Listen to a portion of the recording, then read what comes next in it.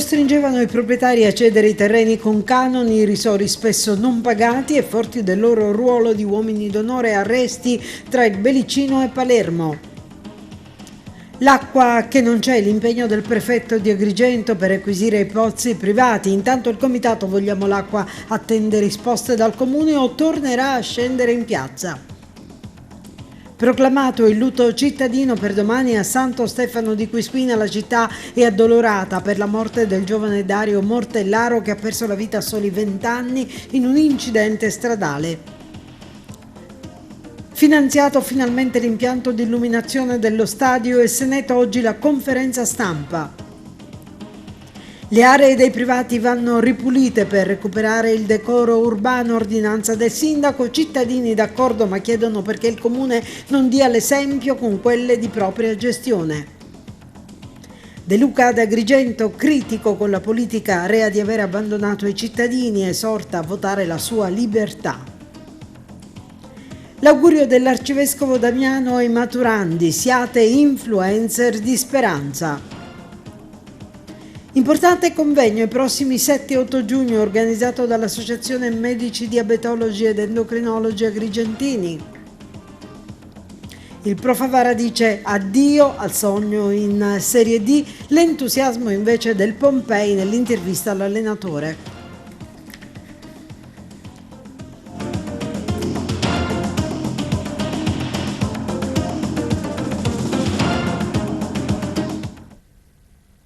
Bentrovati dall'informazione di TVA Notizie. L'avete sentito dai titoli: la mafia dei pascoli in Sicilia fa scattare 5 misure cautelari tra Palermo e la zona del Belice. Sentiamo. La Polizia di Stato, su delega della Direzione Distrettuale Antimafia di Palermo, ha eseguito nella mattinata odierna una misura cautelare nei confronti di 5 soggetti, 2 dei quali già condannati in via definitiva per associazione mafiosa, ritenuti responsabili di una serie di condotte reiterate di estorsione e illecita concorrenza con minaccia o violenza aggravati dal metodo mafioso e di avere agevolato l'associazione mafiosa denominata Cosa Nostra. In manette sono finiti Pietro Campo, boss fidatissimo di Matteo Messina Denaro, a cui è stato notificata l'ordinanza di custodia cautelare direttamente in carcere, dove già sta scontando una condanna a 14 anni di reclusione. Giovanni Campo, il figlio di 34 anni, coinvolto 10 anni fa insieme al padre nell'operazione Icaro, ma poi assolto. Pietro Guzzardo, di 45 anni, e Pasquale Ciaccio, di 58, pastore di Santa Margherita di Belice, già coinvolto nella maxi operazione Scaccomatto. Ai domiciliari invece è stato posto Domenico Bavetta, di 42 anni. Le indagini condotte dallo SCOE, dalla Sisco di Palermo e dalle squadre mobili di Agrigento e Palermo hanno permesso di ipotizzare il pervasivo controllo e la gestione illecita delle attività agropastorali sul territorio di Santa Margherita di Belice, Montevago, Sambuca di Sicilia fino al confine con Contessa Entellina. Gli indagati, avvalendosi della indiscussa forza intimidatoria derivante dall'essere riconosciuti quali esponenti di vertice del mandamento mafioso di Santa Margherita di Belice, avrebbero attuato un incisivo controllo sull'economia agropastorale dell'area, nonché sul connesso utilizzo dei fondi agricoli dell'entroterra belicino. In particolare sono stati registrati diversi episodi in cui gli indagati, avvalendosi del metodo mafioso, avrebbero costretto i proprietari e i gestori dei terreni agricoli a cedere la disponibilità di ampie aree di terreno da adibire al pascolo abusivo del bestiame, imponendo il pagamento di canoni irrisori che in taluni casi non sarebbero nemmeno stati corrisposti. Lo spessore dei soggetti coinvolti nelle investigazioni ha peraltro evidenziato anche momenti di tensione interna legati al tentativo di alterare gli equilibri del cartello stesso, contrasti sempre appianati in una logica di convenienza e di reciproca tutela dei meccanismi di controllo del territorio. L'odierno provvedimento, emesso dal GIP di Palermo, si basa su gravi indizi di colpevolezza e su un quadro indiziario emerso nel corso delle indagini, significando che le piene responsabilità penali per i fatti indicati saranno accertati in sede di giudizio. Un grosso risultato per la Polizia di Stato, per la Questura di Agrigento, per lo Scopo, il Basilisco e naturalmente per la Procura distrettuale. Un intervento molto importante nell'ambito di una manifestazione della mafia estremamente importante e tipica del nostro territorio, che è quella della mafia rurale. La lotta alla mafia continua sempre a 360 gradi.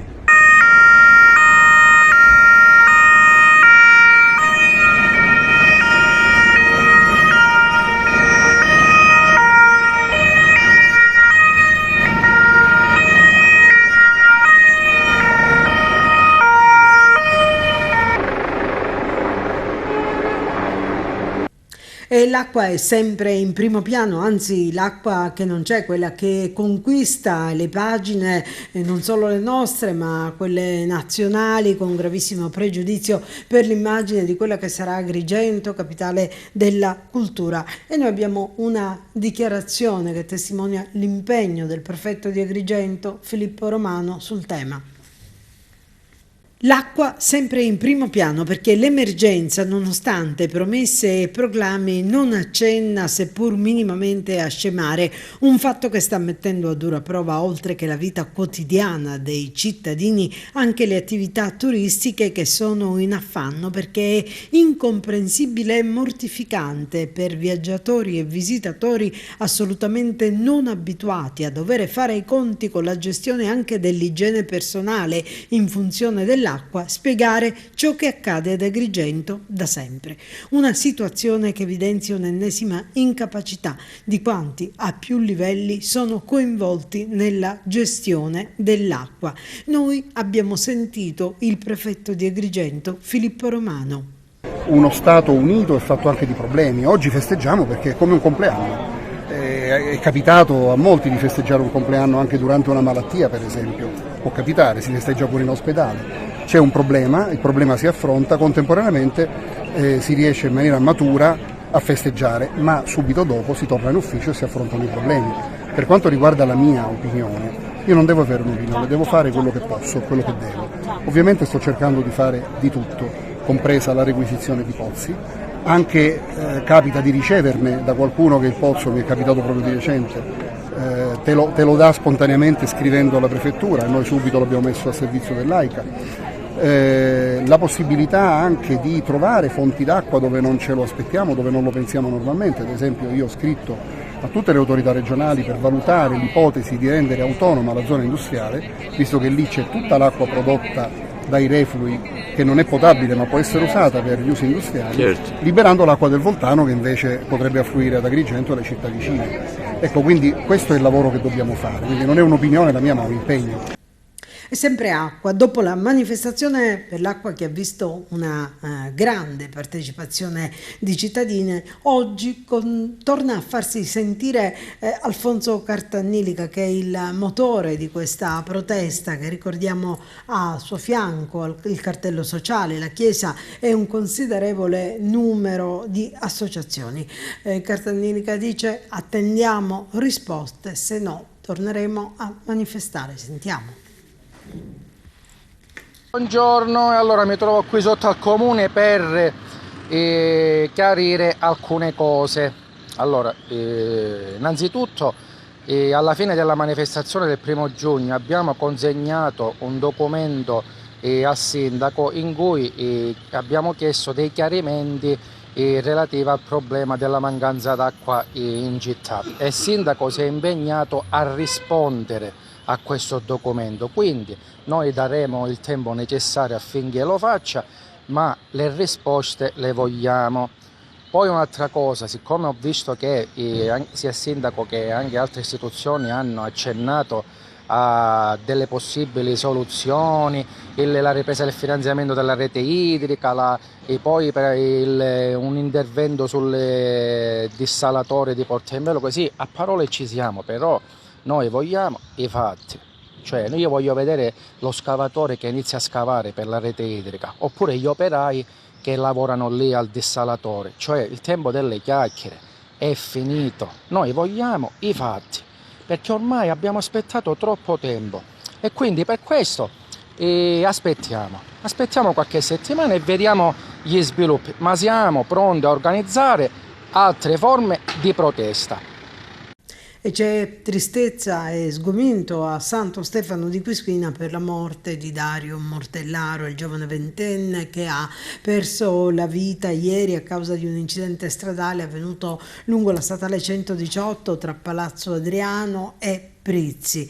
Dario, figlio di un ex assessore comunale di un insegnante, aveva un grande amore, lo sport, e per questo aveva partecipato a gare di pesistica ed era iscritto alla facoltà di scienze motorie. Il sindaco Francesco Cacciatore ha proclamato il lutto cittadino per domani in concomitanza con la celebrazione dei funerali del giovane previsti per le ore 11 in segno di adesione al dolore dei familiari per la grave perdita. Stadio e Seneto, la sua illuminazione, qualcosa si muove? Oggi c'è stata una conferenza stampa. Patron Deni, momento importante per la storia di Agrigento e dell'Agragas, l'impianto di illuminazione si farà finalmente allo stadio, allora serve una grande squadra per provare il salto di categoria. Sì, è chiaro che ora ci riuniremo tutto il management perché vogliamo, vista la buona notizia, vogliamo un attimino alzare diciamo così, il livello tecnico della squadra per far sì che da qua ai prossimi anni l'Agragas ritorni a calcare i palcoscenici importanti. Presidente Callavi, anche lei una battuta? Adesso dobbiamo guardare avanti, ora cerchiamo quell'imprenditoria che ci dia quella possibilità di avere dei risultati economici interessanti per investirli nella società, nell'Agragas, nella campagna acquisti. Quindi adesso passiamo al futuro dell'Agragas che verte principalmente su chi ci vuole dare una mano d'aiuto come imprenditoria dal punto di vista economico. Sindaco, momento storico per la città di Agrigento che avrà, lo stadio avrà finalmente l'impianto di illuminazione. Sì, questo è un momento storico, un momento epocale, si parla forse da più di 40 anni di questa famosa illuminazione. Questo era stato un impegno della mia amministrazione, l'ho voluto fortemente sin dal primo giorno che ho messo io piede al comune di Agrigento, era uno degli obiettivi prefissati, ma proprio per la città e per la squadra dell'Agragas, per rispetto anche ai tifosi, per rispetto anche a tutti noi. Realizzare un impianto del genere vuol dire anche far crescere la nostra squadra, fare un'importante campagna di acquisti e riuscire anche a raggiungere delle vette più alte. Momento storico per la città di Agrigento, per gli sportivi, per l'Agragas, l'impianto di illuminazione si farà finalmente grazie anche al vostro contributo. Certo, si farà grazie sia al contributo del Comune ma anche e soprattutto dalla Regione Siciliana nella veste dell'assessore Aricò e del Ministro Fitto naturalmente che fa parte della commissione dove siamo insieme, dove abbiamo lavorato per i fondi di coesione. Non poteva mancare Agrigento, non poteva mancare l'illuminazione anche perché se l'aspettiamo da tanti anni, da decenni, da più di 40 anni e finalmente è realtà. Ora grazie all'illuminazione e grazie anche degli interventi che verranno fatti anche poi successivamente con altri bandi per ristrutturare lo stadio, naturalmente possiamo pensare a un Agragas in grande. Quindi da parte nostra c'è stata massima disponibilità, noi non abbiamo mai lasciato solo l'Agragas, mai lasciato solo la città e soprattutto le esigenze che ha questa città. Quindi da parte mia c'è la massima disponibilità per tutto e sempre come dico forza Agragas. Con la firma dell'accordo sull'FSC tra il Presidente Meloni e il Presidente Schifani si sono sbloccati quasi 7 miliardi per la Regione Siciliana e per cui molte cose che fino a ieri erano delle speranze sono diventate dei fatti concreti. Per la provincia di Agrigento attenzione particolare per tante opere, dal dissalatore, dalle reti idriche, da anche strade importanti che erano state abbandonate da anni, ma oggi siamo qui per festeggiare insieme alla dirigenza dell'Agragas l'aver ottenuto il finanziamento di oltre 1 milione proprio per l'illuminazione dello stadio. Questo è un progetto che abbiamo già caricato, abbiamo seguito insieme ai nostri assessori di Fratelli d'Italia, al nostro assessore regionale, sempre di Fratelli d'Italia, Alessandro Aricò, passo passo, ed è già caricato e quindi un fatto concreto, e oggi è un motivo per gioire insieme, perché quando una squadra viene messa nelle condizioni di poter operare può pensare a crescere e può pensare a fare meglio un lavoro che già fa bene, che è quello di portare ad appassionare tanti giovani verso uno sport che è sano, che crea comunità e che crea aggregazione. Quindi va aiutato, e continueremo così anche in futuro, perché altri fondi sono stati sbloccati, ma questi andranno in bando, e sono certa che l'amministrazione Miccichè, i nostri assessori, io e il collega Pisano ci faremo trovare pronti per cogliere altre occasioni di investimenti. E c'è un'ordinanza del sindaco di Agrigento per richiamare all'ordine i cittadini che devono pulire gli spazi privati che versano in stato di abbandono, siano poco curati. Un'ordinanza che fa discutere, perché i cittadini si chiedono quale sia in argomento l'esempio che dà l'amministrazione comunale. Sentiamo Eugenio Cairone. I privati devono pulire le aree incolte e guai a trasgredire l'ordinanza, la numero 45, emessa dal sindaco di Agrigento Franco Miccichè. A questo punto sono più che legittime le considerazioni degli agrigentini di fronte al degrado urbano, alle sterpaglie ed erbacce che invadono i quartieri, che rendono penoso il territorio. Se i privati vengono insomma richiamati all'ordine, il Comune dovrebbe essere il primo a dare l'esempio di correttezza, senza disattendere invece le istanze dei cittadini e senza emanare ordinanze che hanno il sapore della pura e semplice provocazione. Sono le persone affette da allergie che reclamano un tantino di attenzione sul loro stato di salute, invece niente e nessuna risposta, e ne abbiamo già parlato nei nostri notiziari. La sordità del Comune sotto questo aspetto è diventata cronica.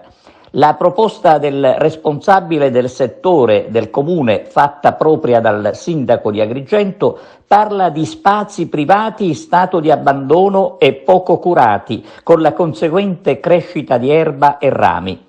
L'incuria, si legge ancora nell'ordinanza sindacale, sminuisce il decoro della città. E qui l'ordinanza del sindaco Miccichè diventa proprio comica, degna della satira, visto che il discorso il Comune dovrebbe rivolgerlo anzitutto a se stesso e nel nostro caso al competente assessore. E la politica, con le elezioni che incombono, arrivano a grandi passi, continua la presenza dei leader sul territorio. Oggi è stata la volta di Cateno De Luca, che ha fatto tappa ad Agrigento per esortare al voto della sua lista Libertà. Cateno De Luca ad Agrigento per questo tour in vista delle elezioni europee. Ecco, quali sono le aspettative?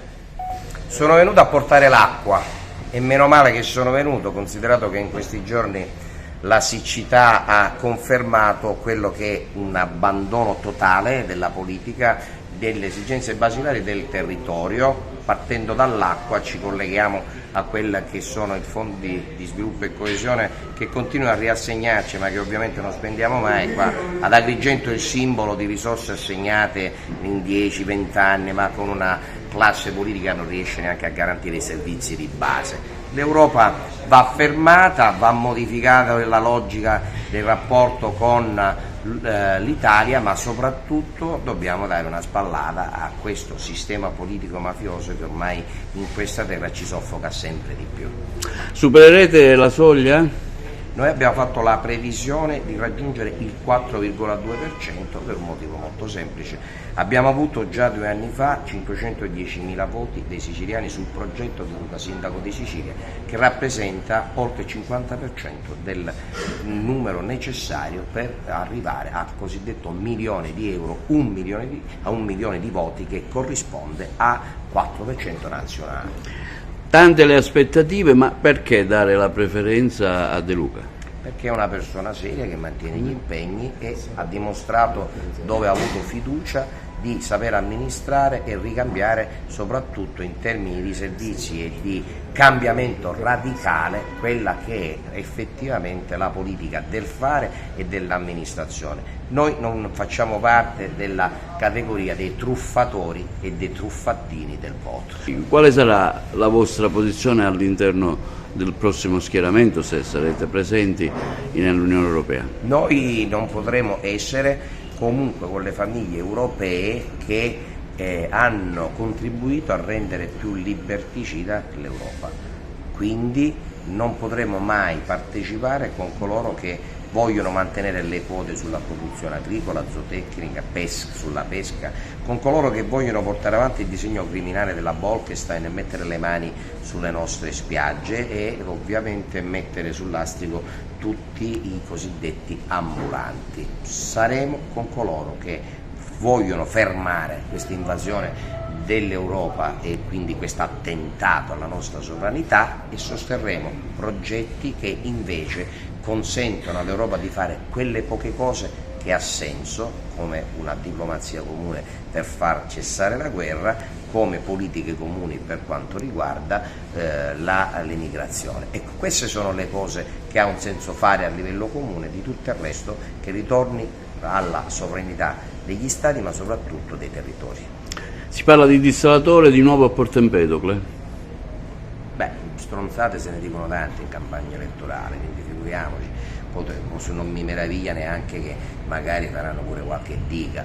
Siamo alla vigilia d'altronde di un voto importante, ci sarà pure oggi un Consiglio dei Ministri dove guarda caso affronteranno il problema delle liste d'attesa. D'altronde la Meloni e Salvini ci hanno abituato alle stronzate politiche, ne dicono tante in campagna elettorale, poi fanno tutto l'opposto. Gli italiani infatti sono schifati, non vanno a votare e purtroppo da questo punto di vista non hanno torto ma sbagliano a non andare a votare perché ormai questo è lo spettacolo indecoroso che ci ha riservato la politica. Ecco, si parla di un altissimo indice di percentuale di non voto. Noi abbiamo registrato in Sicilia nel 2019 il 65% di astensionismo alle europee e questo presuppone che proprio il meridione e la Sicilia sono quelle che hanno subito maggiormente l'ingresso in Europa ed è vero perché se oggi le aziende agricole, zootecniche sono sul lastrico è perché c'è l'invasione dei nostri mercati di prodotti, di porcherie che provengono da stati terzi volutamente sostenuti anche dall'Unione Europea e quelli che sono anche i servizi basilari di vivibilità come l'acqua, come le strade, come le scuole. Queste sono situazioni, per non parlare degli ospedali, della sanità, che ovviamente diventa sempre più per pochi e quindi una sanità anche saccheggiata da un rapporto patologico col privato. Tutto questo crea disaffezione ed ecco perché dico oggi è il momento di reagire e la risposta è andare a votare e bocciare i truffaldini del voto. Tutti i partiti nazionali hanno considerato la Sicilia come il loro pisciatoio, basta, c'è un'alternativa oggi, si chiama libertà, si chiama Cateno De Luca. Gianfranco Miciche rinuncia all'auto blu e il GIP gli revoca il divieto di soggiorno a Cefalù. Sentiamo. Rinuncia all'auto blu, il giudice per le indagini preliminari Rosario Di Gioia gli revoca il divieto di dimora a Cefalù. Al centro della vicenda l'ex presidente dell'ARS Gianfranco Miciche è indagato per uso improprio di auto blu. È stata dunque accolta la richiesta dell'avvocato della difesa, Grazia Volo, dopo che il deputato, nel corso dell'interrogatorio di garanzia, aveva detto di volere rinunciare all'auto blu. Miciche, ricordiamo, è indagato insieme all'autista dell'Assemblea regionale siciliana Maurizio Messina, per peculato, falso e truffa nell'ambito dell'utilizzo della macchina di servizio. Il politico si sarebbe servito dell'auto blu per fini non istituzionali, né di rappresentanza, dal trasporto di medicinali e piante, ai passaggi dati a conoscenti e amici.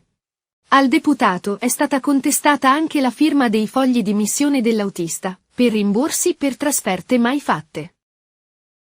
E c'è un augurio, un bell'augurio dobbiamo dire, dell'arcivescovo di Agrigento, Alessandro Damiano, che scrive una lettera a tutti i maturandi in vista degli esami che sono prossimi. Ecco, sentiamone i contenuti.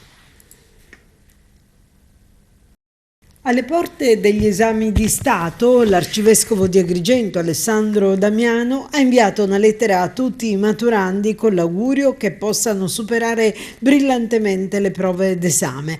Nel documento il prelato sottolinea la funzione di preparazione alla vita che hanno le materie oggetto di studi e spiega che ciascuna di esse, nella sua specificità, offre la conoscenza di meccanismi e strumenti finalizzati a risolvere criticità ed edificare una società migliore.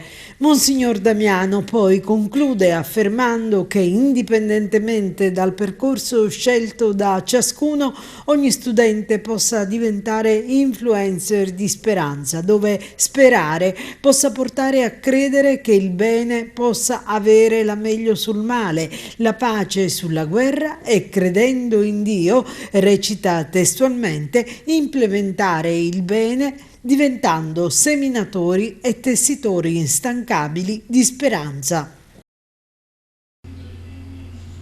C'è un indagato per la morte di Michele Lanfranchi, il 19enne di Giostra, finito da un colpo di pistola mentre era in casa di un amico, forse per un colpo partito accidentalmente. Il PM ha iscritto nel registro degli indagati come atto dovuto e in vista delle successive fasi delle indagini con l'ipotesi di omicidio proprio il 40enne proprietario dell'abitazione nella quale sarebbe morto Michele Lanfranchi, 19 anni, il cui cadavere è stato trovato sabato sera a Messina sul marciapiede di fronte all'appartamento in una pozza di sangue.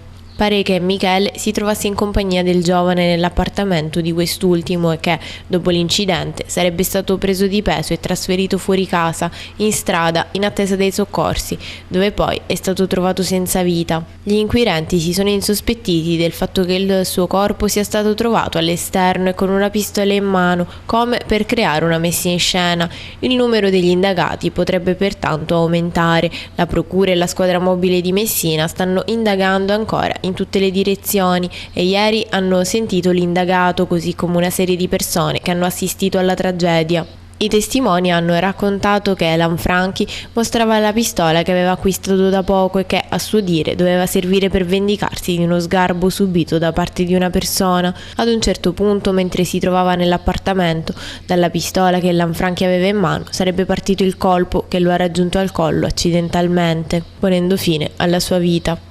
Per il quarantenne indagato al momento non c'è alcuna richiesta di misura cautelare. Su di lui, come sugli altri testimoni, è stato fatto l'esame STUB, il cui esito sarà fondamentale. Gli investigatori infatti hanno effettuato ben 5 esami STUB, ovvero i rilievi col guanto di paraffina sulle mani delle persone presenti in casa quella sera, per verificare se ci siano residui di polvere da sparo sulle loro mani. L'intento è verificare il racconto dei testimoni e capire se davvero fosse lo stesso Michele ad avere in mano la pistola da cui è partito il colpo. Si aspetta ancora il resoconto dell'autopsia che dovrebbe essere effettuata domani. Sarà valutata anche una richiesta per una perizia balistica in grado di fornire qualche dettaglio in più, in attesa degli altri rilievi scientifici sull'arma sequestrata e sul bussolo ritrovato dalla polizia sul posto. Dopo aver ascoltato i testimoni, è probabile che gli uomini della squadra mobile in queste ore abbiano attivato altri strumenti di indagine per monitorare la zona di Giostra. Il consueto brevissimo break da dedicare alla pubblicità, torniamo tra poco.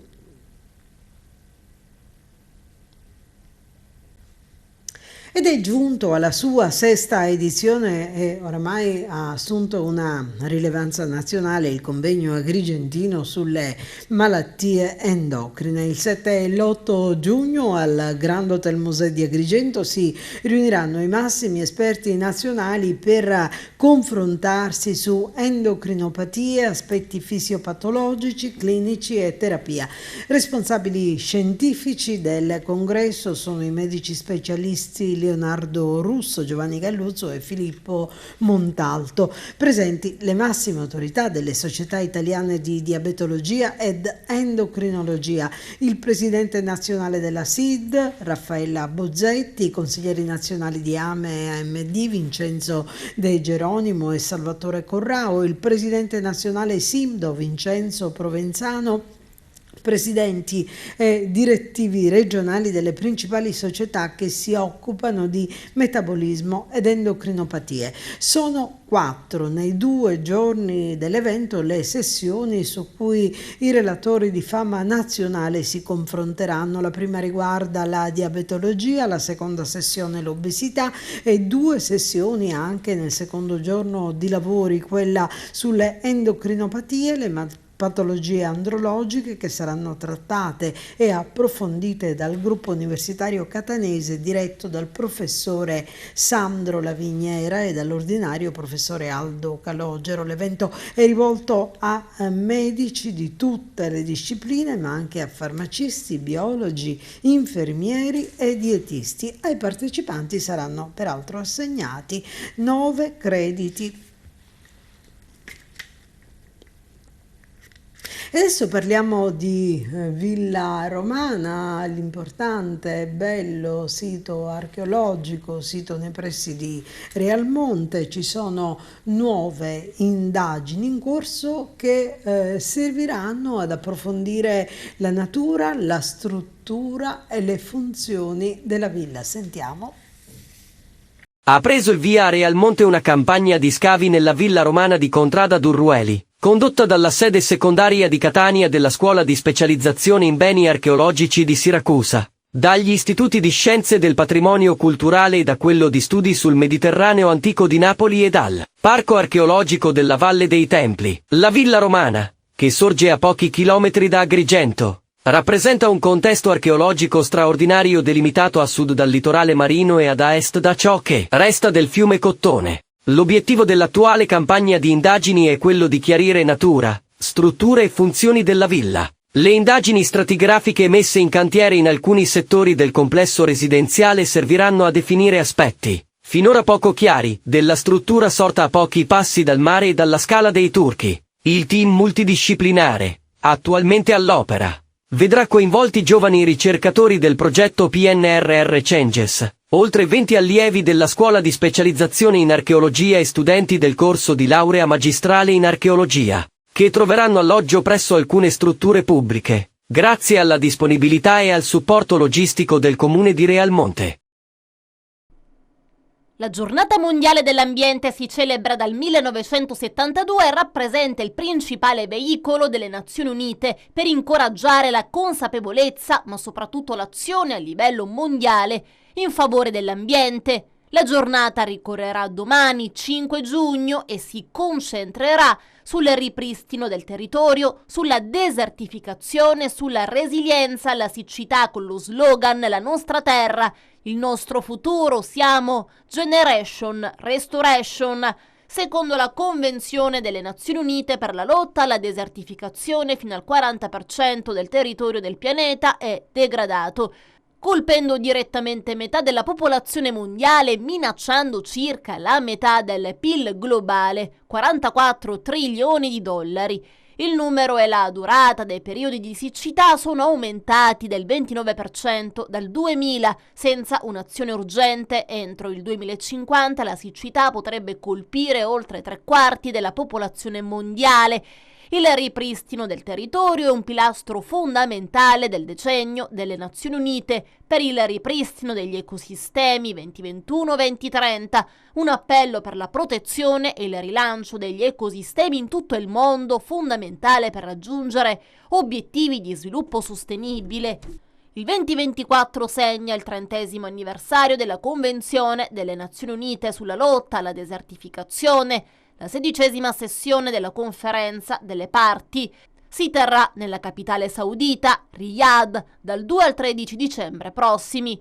Come mostrato nelle valutazioni riportate nel rapporto dell'ISPRA, il paese ha toccato infatti nel 2022 il minimo storico dal 1951 ad oggi di disponibilità annua di risorsa idrica. Sulla base di questi indicatori e che forniscono anche una valutazione sulle condizioni di umidità, surplus di precipitazione rispetto alla climatologia e di siccità, deficit di precipitazione rispetto alla climatologia, a cui è soggetto un territorio, si è riscontrato inoltre un aumento nella percentuale del territorio italiano soggetto a siccità estrema su base annuale a partire già dall'inizio degli anni 50, in linea con quanto riscontrato anche a livello europeo, strettamente dipendente all'impatto già in corso dei cambiamenti climatici.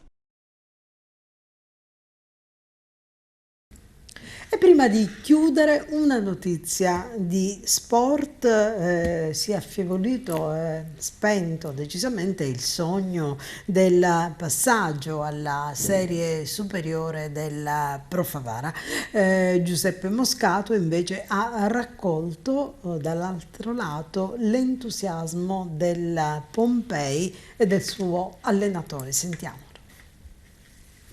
Se la Pro Favara, dopo aver digerito la sconfitta e facendo una retrospettiva dell'intera stagione, vedrà in che modo e in che termini riprendere il prossimo anno, continua invece il sogno del Pompei, presente da soli 2 anni in eccellenza, che conquista la finale per il salto di categoria in Serie D. Ecco le dichiarazioni del mister e del presidente. Bene, abbiamo avuto subito l'opportunità di passare in vantaggio, in quel momento anche meritato, poi abbiamo subito il pareggio dove il Favara ha cominciato a pressare, ci ha messo un pochettino in difficoltà, poi alla fine è andato bene, quindi nel doppio confronto ci può stare il merito di passare il turno.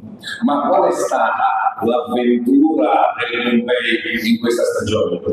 Io sono subentrato a dicembre, la squadra era a -7 dal primo posto, quindi abbiamo fatto un recupero incredibile facendo 10 vittorie di fila, quindi aumentando un po' anche l'autostima di questi ragazzi. Poi abbiamo perso nella penultima di campionato la possibilità di andare direttamente in Serie D, ci siamo ritrovati nei playoff dove ci siamo un po' ristretti fra di noi, abbiamo fatto ancora più quadrato e alla fine il risultato ci sta dando ragione. E ci state credendo fino all'ultimo? Ma è giusto, perché è normale, se c'è una possibilità ci devi credere fino alla fine. Sì, è un sogno che vogliamo realizzare perché è un sogno che a Pompei non è mai esistito. Il calcio a Pompei è mancato per 12-13 anni, io sono subentrato l'anno scorso con una finale regionale persa, una finale regionale quest'anno vinta e quest'anno dopo 2 anni ho portato subito il Pompei nel calcio che conta, una finale nazionale e sperando di incaronare questo sogno che aspettiamo da tantissimi anni.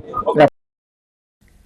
E termina qui il nostro telegiornale, noi vi ringraziamo per averci anche oggi seguito sul canale 93 alle ore 15, alle ore 20 e alle 9 del mattino, sul 268 in tutta Italia delle Smart TV con l'intera nostra programmazione, ancora sul sito www.televideoagrigento.tv ovunque nel mondo. Grazie per essere stati con noi, arrivederci.